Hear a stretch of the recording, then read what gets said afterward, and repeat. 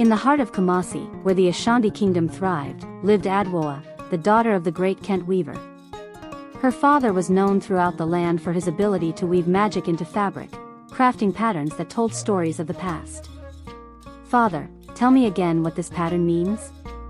Adwoa asked one day as she watched his hands move skillfully across the loom. "My child," he said with a smile, "this is the Adinkra symbol for endurance. A true love must endure all trials, just like these threads must withstand the loom's pull." Adwoa was not only beautiful but kind-hearted. Villagers admired her radiant smile and deep, soulful eyes, but it was her gentle spirit that made her truly beloved. Among the Ashanti warriors stood Kojo, a man of strength and courage, yet also of deep humility. From childhood, he had loved Adwoa, not just for her beauty, but for the warmth she brought to everyone around her. "My heart belongs to Adwoa," Kojo confided in his friend one day. "No battle, no war, nothing in this world can change that." "Then why do you wait? Speak to her father," his friend urged. But Kojo knew that love required more than just words. He wanted to prove himself worthy. One evening, during the Bakachu festival, Kojo finally approached Adwoa's father. The village was alive with music, laughter, and the vibrant colors of Kent. But as Kojo stepped forward, a hush fell over the crowd. "Great weaver, I love your daughter with all my heart," Kojo declared. "I wish to marry her and honor your family." Adwoa's father, a man of great wisdom, studied Kojo carefully before speaking.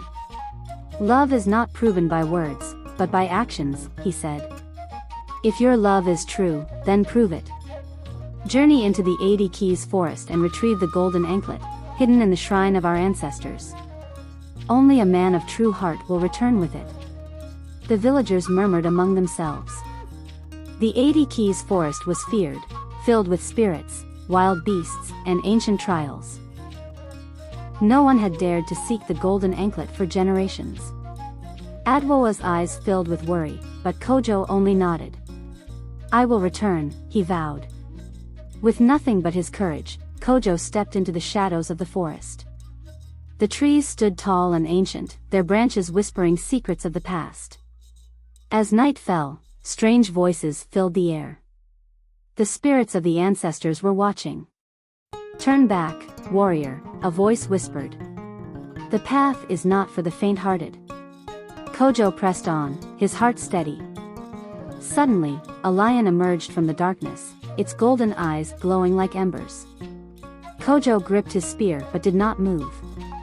The lion roared, but instead of attacking, it bowed its head and vanished into the mist.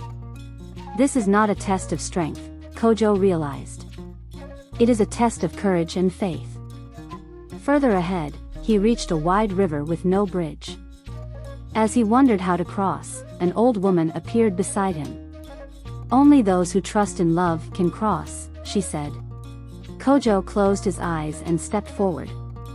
To his amazement, the water held him, and he walked across as though the river itself was guiding him. At last, he reached the sacred shrine, where the Golden Anklet rested on a stone, glowing faintly under the moonlight.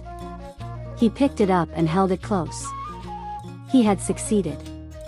On the 7th day, just as the village began to lose hope, Kojo emerged from the forest.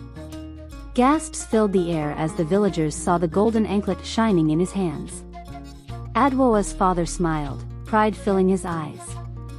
"You have proven your love, Kojo," he declared.